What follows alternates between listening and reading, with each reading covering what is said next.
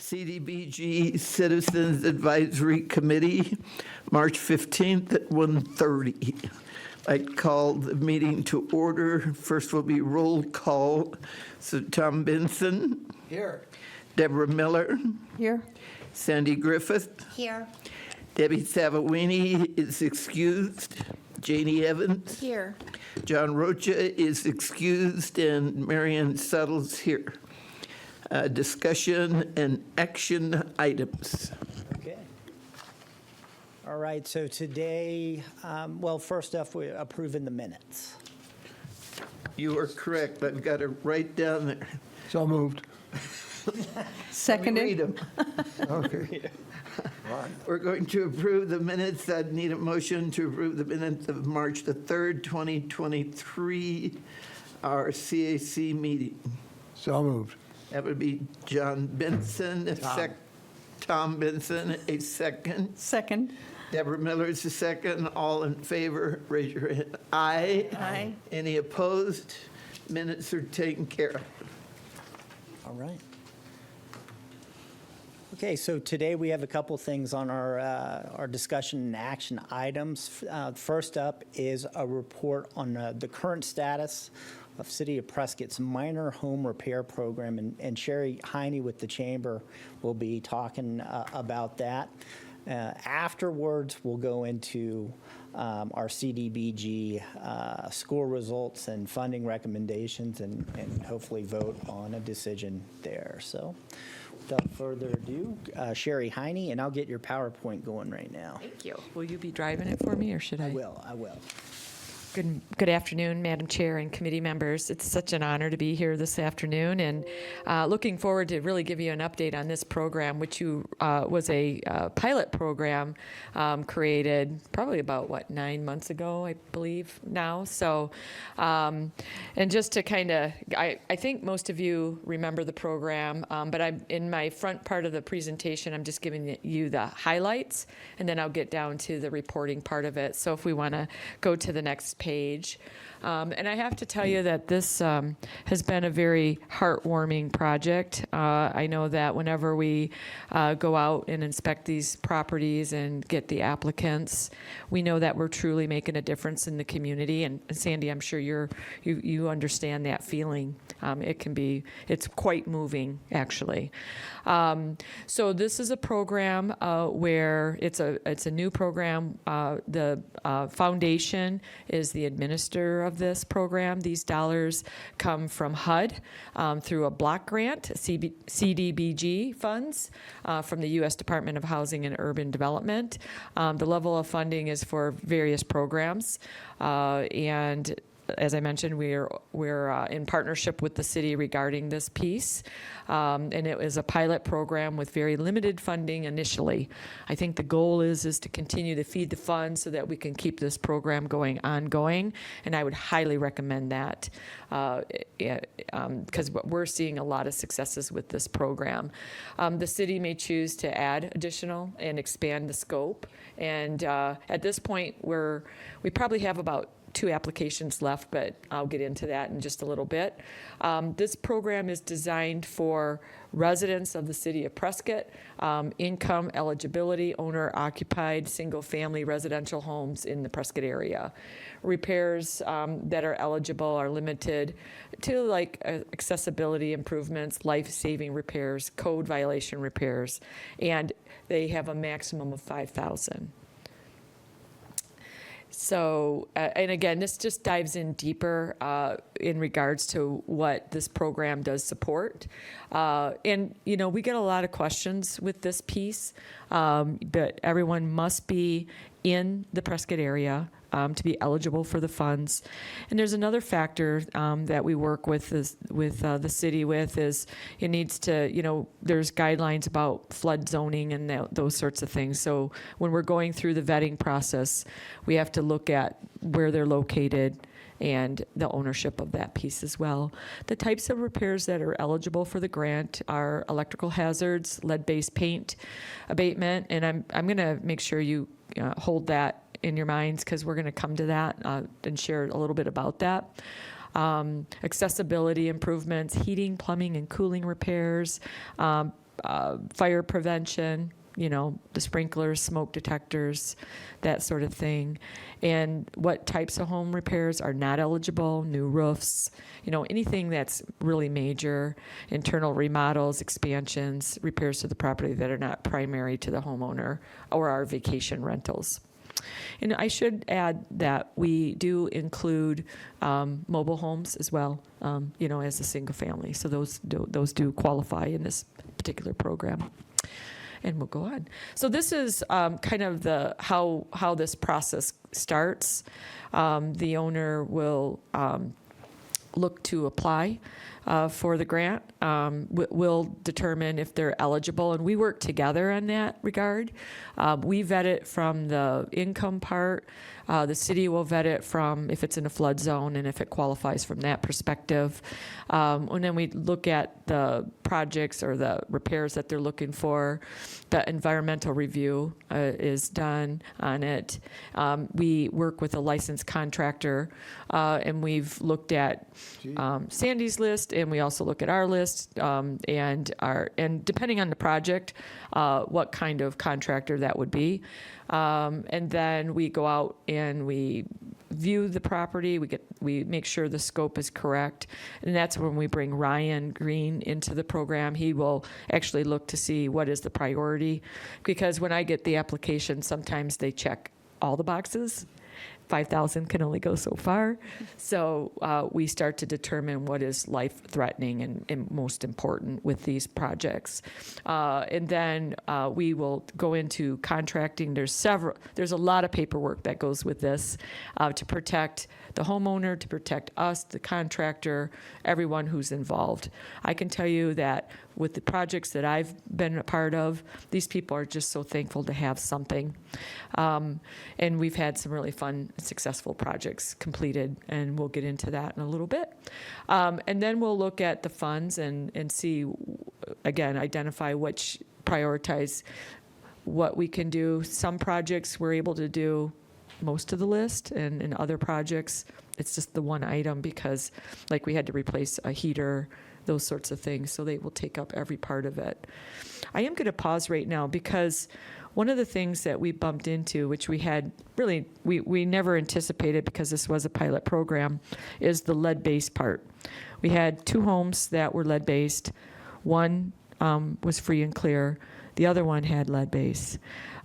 Just the lead-based piece alone is $5,000. I mean, even to get it tested. Michelle, before she left, was able to find extra dollars through the city. I don't know how that happened.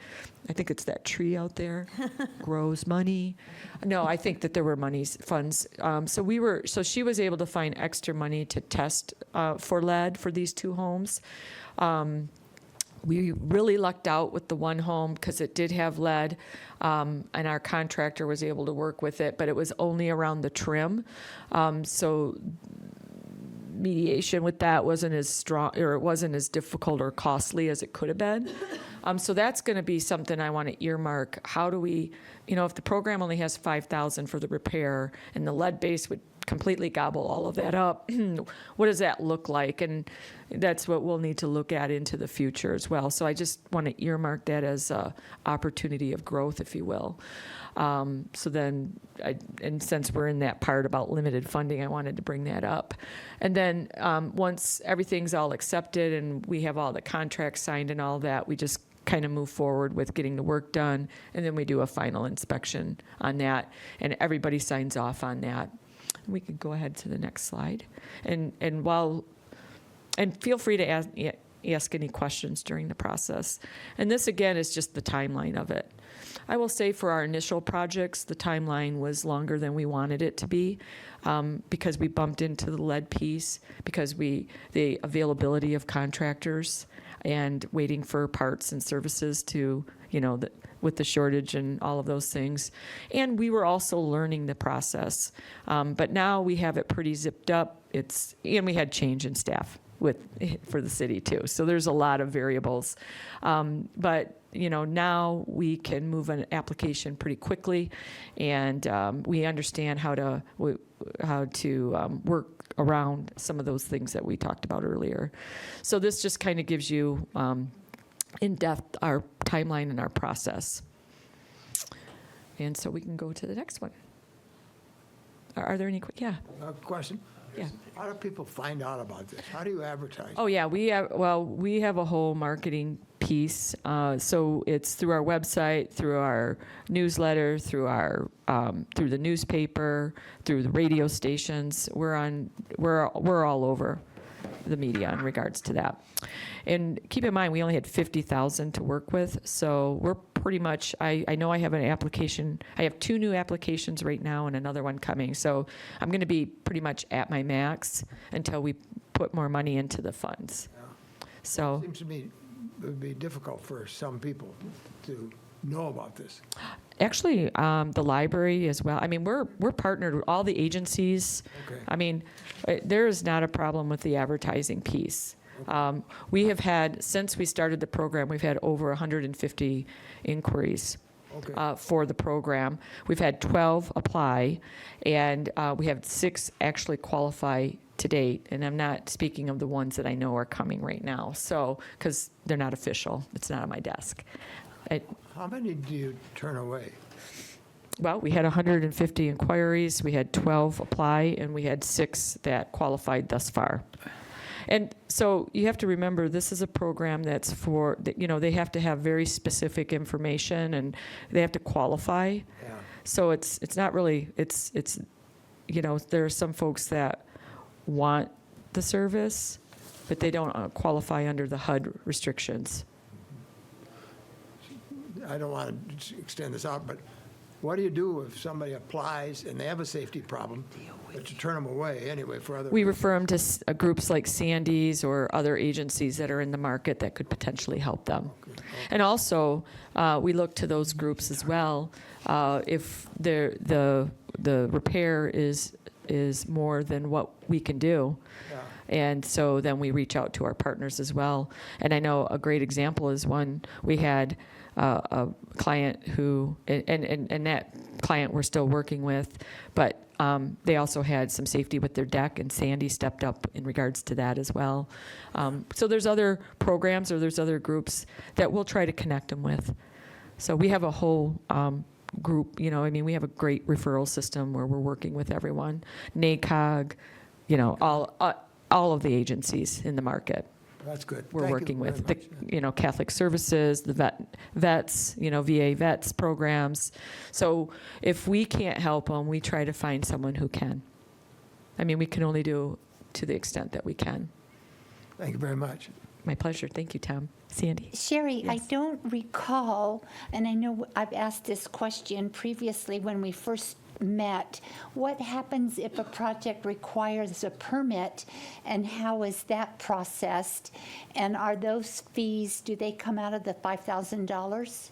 I believe they would. We haven't bumped into that. Oh, These okay. are minor home repairs, so Ryan hasn't identified that we've needed permits at this time. They've been considered minor home repair. Thank you. Yes. Madam Thank you. Chair, I have a question. Deborah Miller? Thank you very much for your report, Shane. You were saying that the process for application approval is quicker now. How long are you taking to Well, approve them now? it's not so much about the application, it's all the other parts. Okay, Yeah, it's about the contractor being available, weather, right. all those things. So what are you looking at an average time to get? So, like, for instance, we last Thursday, we did final inspection for 2 projects, and we reviewed 2 projects. And then, so what we'll do is we will get a scope of work from Ryan, and then we actually had the contractor with us. When we first started the program, we didn't have any contractors in our wheelhouse, so we had to establish, it was all brand new. So those are the items, as a pilot project, it went slower than I wanted it to. But quite honestly, Ryan felt like it was going as the market is dictating Oh, great. availability of everybody. It's like herding cats, Thank a you so cat much. herder. So, Sherry Marion Settles. yes. You're trying to spend this down to as close as you can get. Yes. in this fund. So if there's any remaining money, does it sit in that account until something else may come into it? Yes. to take the next project up? Yes.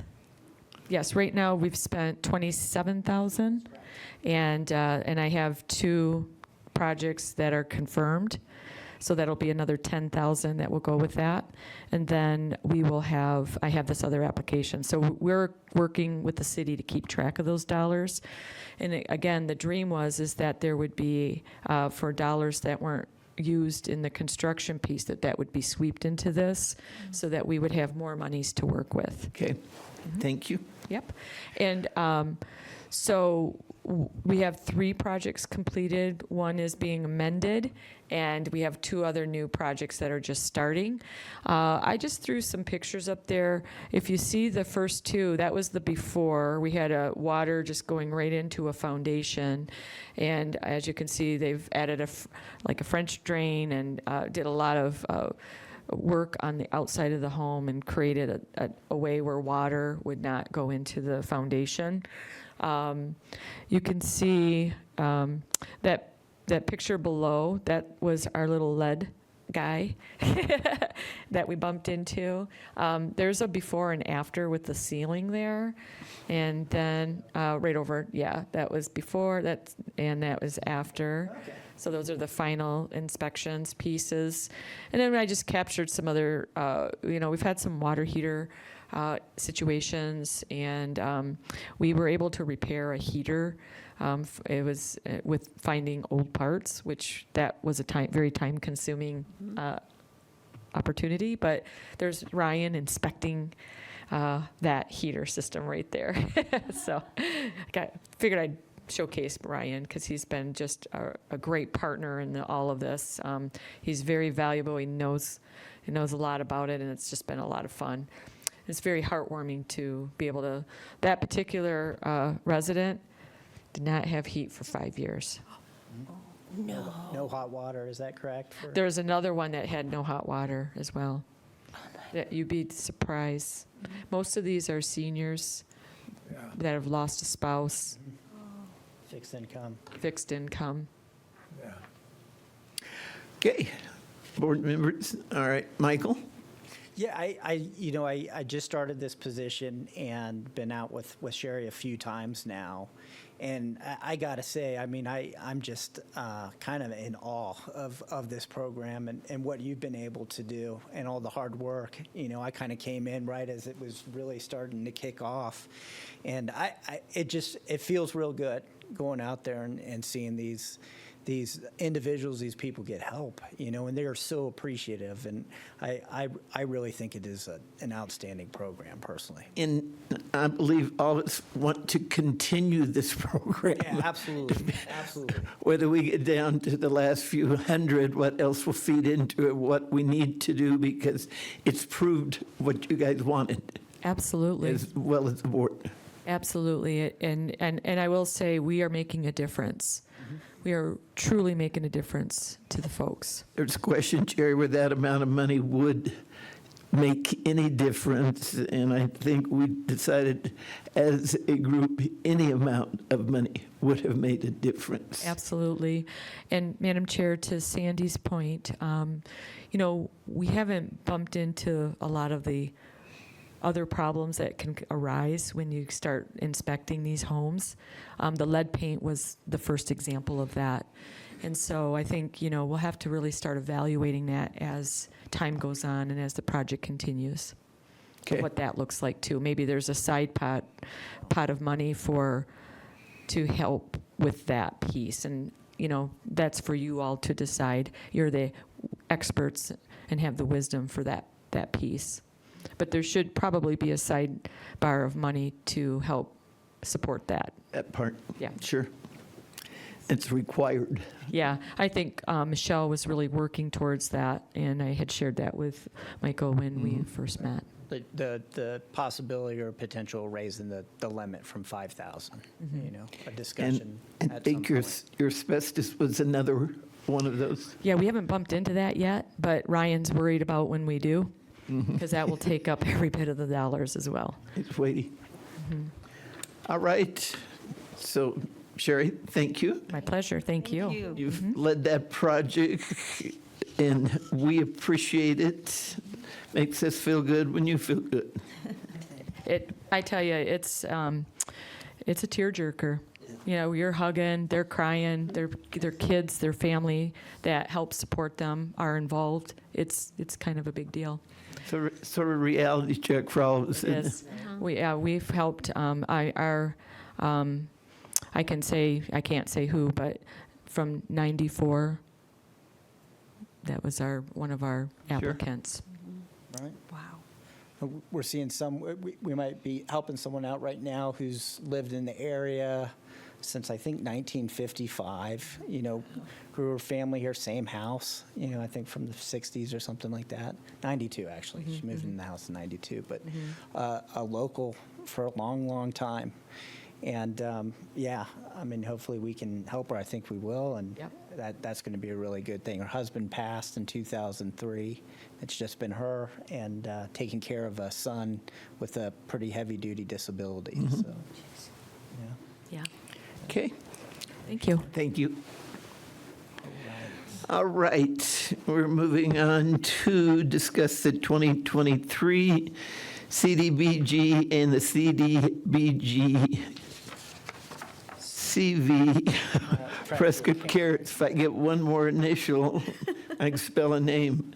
So you want to do Prescott Cares? You want to do the 2023? Let me just talk about Prescott Cares real quick. Okay. You know, give everybody an update. I did send out an email to all the committee members that we are putting the Prescott Cares on hold for right now. I got a slide that talks about that. The reason for it is spoke with our HUD representative. I know that there was questions from members about specifics, what we can do. And what it looks like is in order to fund these projects, these applications, the two of them, one for Polera and the U.S. Vets, we have to amend a plan. I believe it's the annual action plan. But March of 2021 is when we amended our 5-year consolidated plan, which runs through 2024, and the annual action plan of 2020. That's when we put Prescott Cares into our plan. So it wasn't initially there. We had to amend what was existing. And when we put it into the plan, it was very specific. And it says Prescott Cares distribution is limited to two things: economic assistance for small and micro business, which we were doing through the Chambers Foundation, I believe, and then economic assistance for individuals, which included rent and utility. So again, the HUD rep, she gave me a whole lot of information. I'm still trying to figure a lot of it out, but what I do know, it would be an amendment that we can move forward on, just to let everybody know what's going on with that. So, Michael, with that, what do we do to the two applicants? So I'm going to let them, after this meeting, I'm going to let them know what is happening. But, you know, the plan is we have this money and we want to fund it.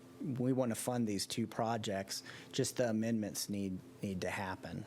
And that's going to be a little bit of a process that we'll probably maybe be able to do with our annual action plan when we submit that to the council.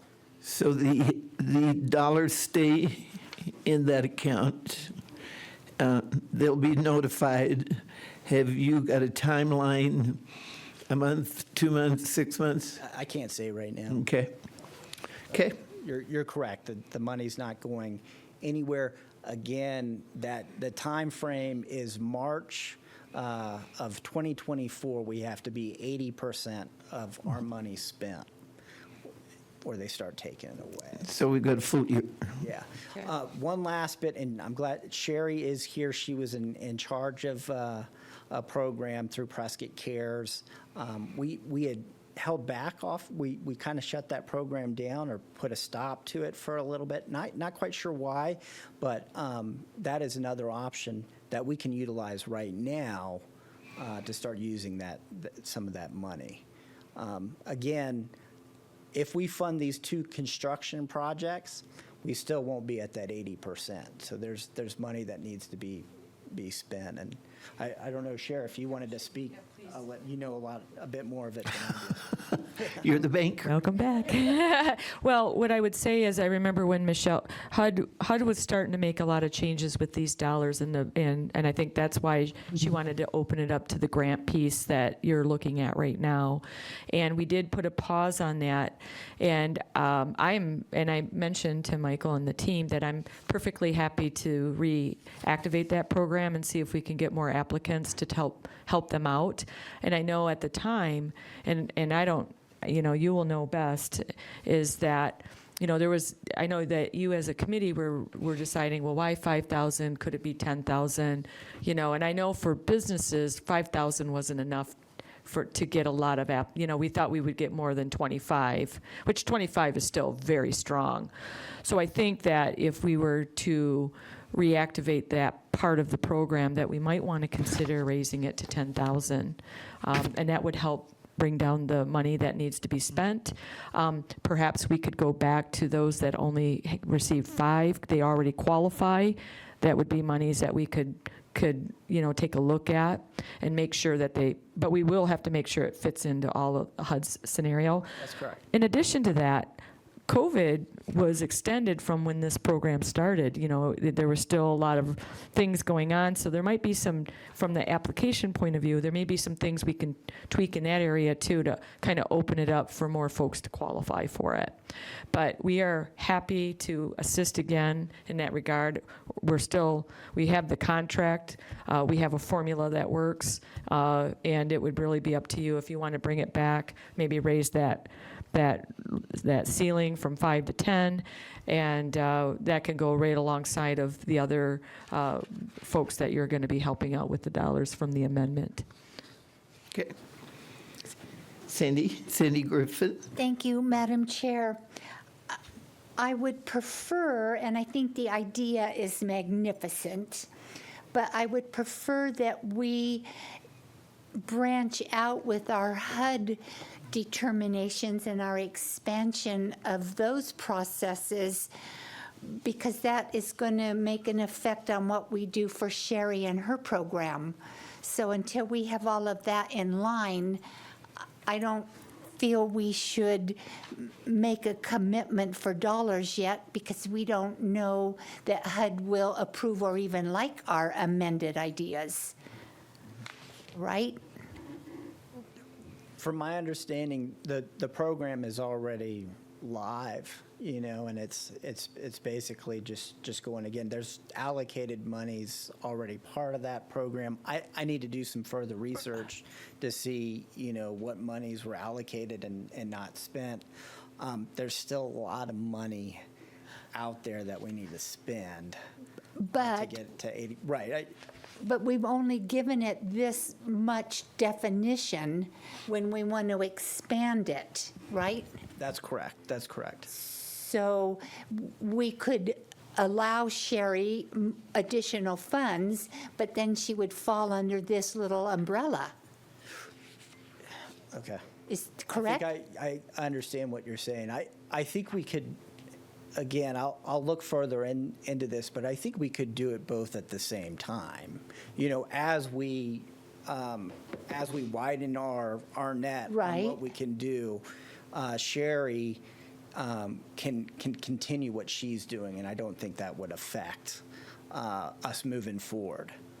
And I would agree. Right. But in order to assist Sherry with casting a much wider net Right. with more opportunity for repairs, Yeah. we have to get an okay and tell HUD what we want to now work on. That's Right? correct. That's correct. So this is what I would like to do. I'd like to look into it further, and maybe possibility of putting it on the next agenda, if we want to do something right now with Prescott Cares, with what Sherry's doing. And then that'll give me some time to, hopefully gather everything and present that. And we're doing it right. We're not sidestepping anything. And I would support that decision greatly. I mean, because that doesn't hold Sherry up. But when would a next meeting be in order to approve that process? I was looking at the next meeting, April 19th is our next CAC meeting. I could put it on the agenda for that, minor homes repair, kind of voting on some of these items. Does that make sense, or? No, it makes perfectly good sense. Okay. Does that stop Sherry from moving forward if we waited until April?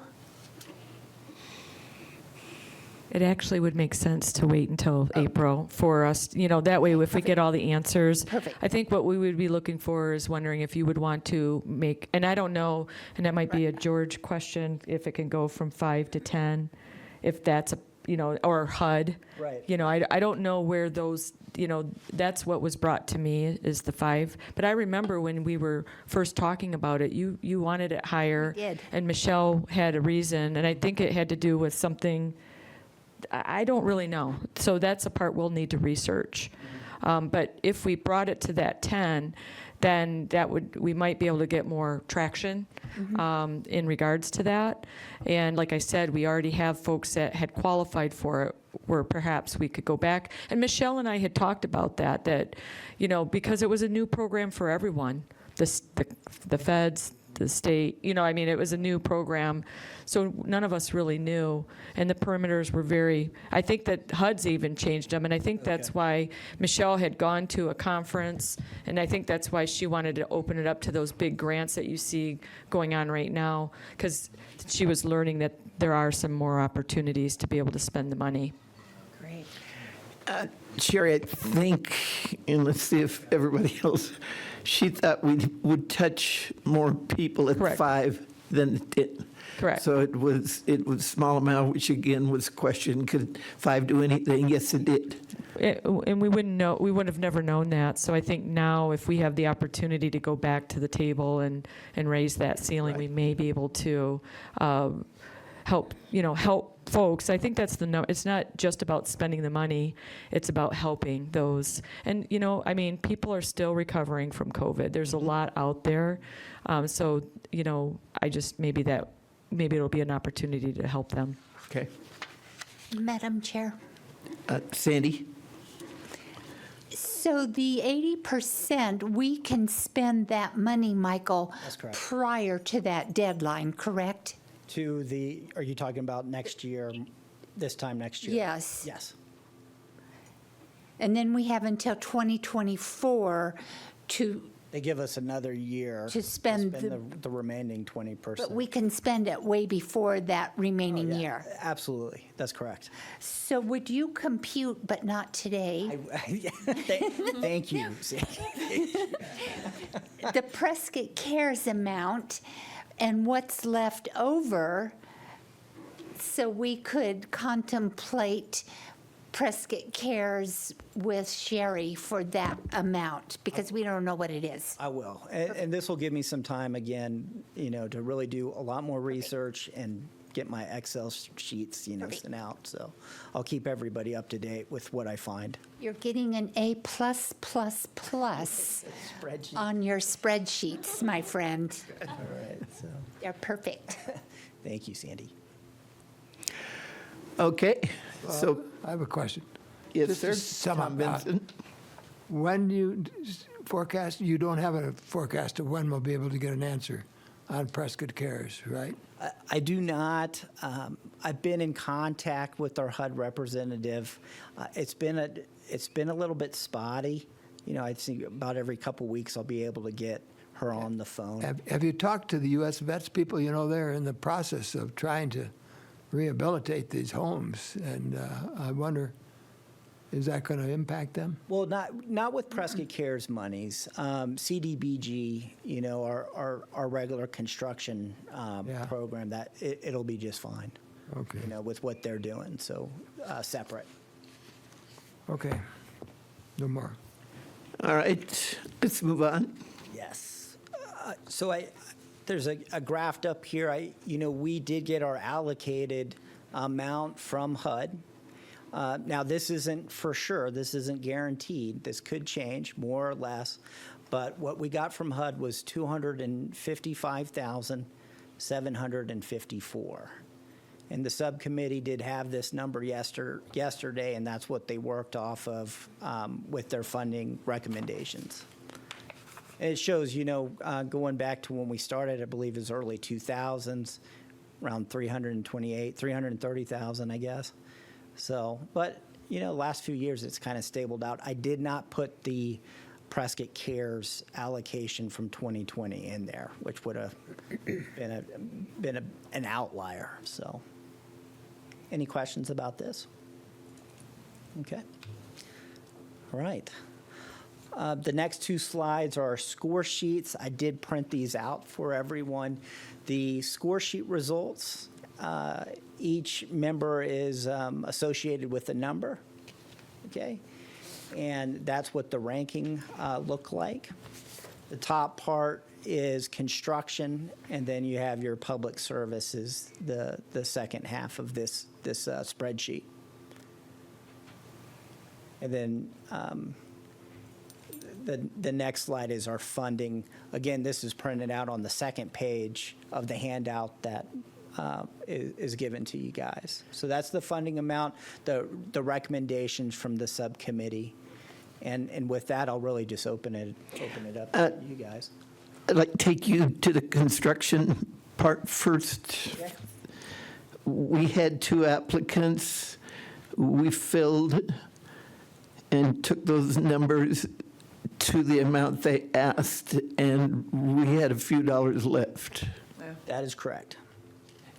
So we, I don't have the math right up here, but the total construction amount came out to $152,090. What we're allocated this year is, if anybody has their sheet in front, I got it right in front of me. What we're allocated this year for construction is $166,240.10. So we do have a remainder there in construction. And something like that could be allocated the minor home repair, just to give you an idea of what that money wouldn't be wasted. I'm going to start this, if I can, Michael. You said it could be. We have filled those dollars, so we know we have that left. That money left is sitting there until the following year that could be added to construction for that year, which would be 2024, or that can be turned back into the home repair, correct? That's correct. Let me look at that. My understanding is we can put it in our annual action plan, which is my next job, and put that money towards the minor home repair for our 2023 annual action plan. Does that sound correct, George? Yes. And wouldn't that be a consensus of this board as to where that money should go? Absolutely. It would be up to the committee members, yes. So can I have any discussion of the surplus from the construction projects as to a carryover or moving over to home repair? Madam Chair, I have a Deborah comment. Miller. I think, given the success of the minor home repair, if we move that money over, it looks, if we are able to do the entire amount over, that would be 2 more applicants that could get home repair. I am fully in favor of doing that. I think if we can do direct assistance to those people in Prescott who are in that kind of a need, I think that's a really good use of those funds. Okay. Janie? I agree. I agree. Tom? Yeah, I agree. I've just quick calculations. It's about $14,000. That's what I got. Yeah. Tom, it's $14,150.10. Yeah. So, I agree. You agree with that? Yeah. Sandy Griffith? Yes, Madam Chair, I agree. And I agree also. I think we've got a quorum, so I don't think it necessarily needs a vote, as long as we all agree where that funding can go, and if it's wrong, you'll bring it back to us. need a vote. Yeah, if they- I think we do need to look at whether or not we have to amend the budget. Correct. In the annual action plan to add the increased amount of money. So it still might be an amendment to the annual action plan to make that available. But- Or incorporated in the upcoming annual action plan for, But we're sort of helping you with that. you have given clear direction to include that money. Yes, Good. thank you. All right, we got that finished. Now let's go to public service projects. Okay. Everybody seen the bracketing? We had our subcommittee meeting yesterday afternoon, and we were there probably an hour and a half. We always are, because it seems to be the very large amounts are asked for, but the very small amounts we are given to distribute. So going through that, looking at the most popular one that everybody voted on, taking the pecking order down. And these are the amounts that we came up with. And there's not a whole lot more to say. John Roca was part of the subcommittee, Sandy Griffith came to a full decision. Michael helped, George was in it. And right now, those are the numbers we're looking at. We're at 38,363.10 is what we had to distribute to these 5 applicants. Some asked for 15,000, some asked for 11, so there were a lot of numbers out there. But again, working it down to what we literally had, this is what we came up with. So, Sandy, anything else on the subcommittee? No, Mary Ann, no, Chairman. So I will leave that to our members, if you'll see those amounts. People who care was that number 1 choice. Community courts, which was the diaper bank, came in. My question now, Big Brothers, Big Sisters, we have a member who had to leave the discussion on Big Brothers, Big Sisters because she worked for that organization. How do we handle Deborah Miller on this? Do we take it as a full vote? Do we take it as 4 and pull Big Brothers, Big Sisters out? How do we vote on this? I see you guys are ready. Why do I keep getting the hard questions? That's actually a very good question. There are a couple of ways you can do it. You can ask Ms. Miller to step out of the discussion of the entire budgeting, and then vote on it in mass, the whole thing at once. Separating it out, certainly possible. You can talk about the allocations for each of the others, but I will caution that reducing or increasing any of them could affect the Big Brothers and Big Sisters. So it seems safer if Deborah didn't participate at all in the discussions for this. You still have a quorum. You still legally can That's make your what I was recommendation. going to ask. So with that, Deborah Miller, do you have an issue just stepping out while we do this vote?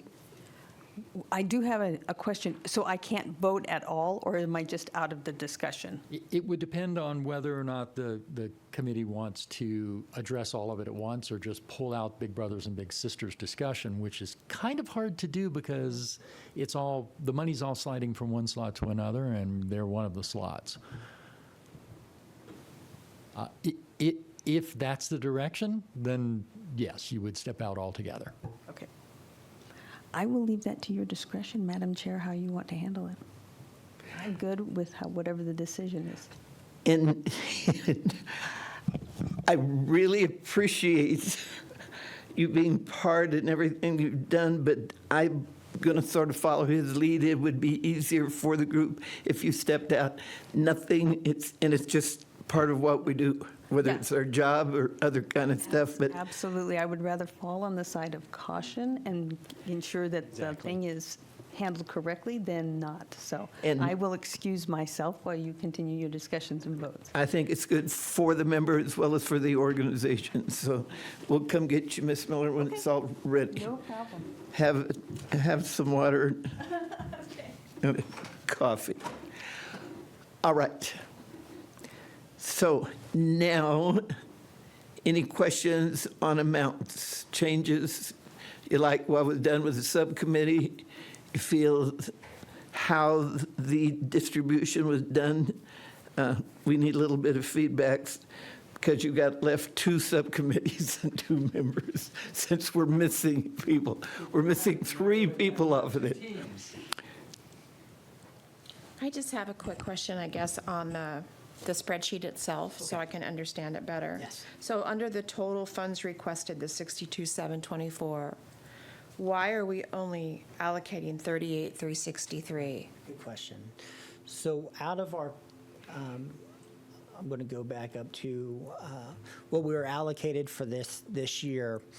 Public service is 15% of that total, which comes out to, Okay, so this is inclusive of that. Right, Okay, that's got correct. it. Okay, So numbers are good for you? yes. Tom? Yeah, I think they're fine. Surprise. Yes, it is. Yes, it is. I guess when you only have 5 different organizations and only 30 plus to try to do. So with that consensus, with this amount from the subcommittee, we call for a motion? yes. So move. I move that we accept the subcommittee's recommendation. I need a second. I second that, Janie Evans. I've got a motion and a second. All those in favor? Aye. Aye. Those opposed? All right, George, you'll get Deborah. All right, what's next, Michael? That was too easy. Good job, you guys. Let me go back to my slide. Okay, that is it for today. As our agenda, I have the next CAC meeting for April 19th. It's going to be in the new chamber space at 1:30. If everybody knows, does anybody not know where it's at? Or it's going to be on the 3rd floor of 201 North Montezuma Street, which is the National Bank of Arizona, on the bottom floor. So we'll kick off. This is it for this space. Perfect.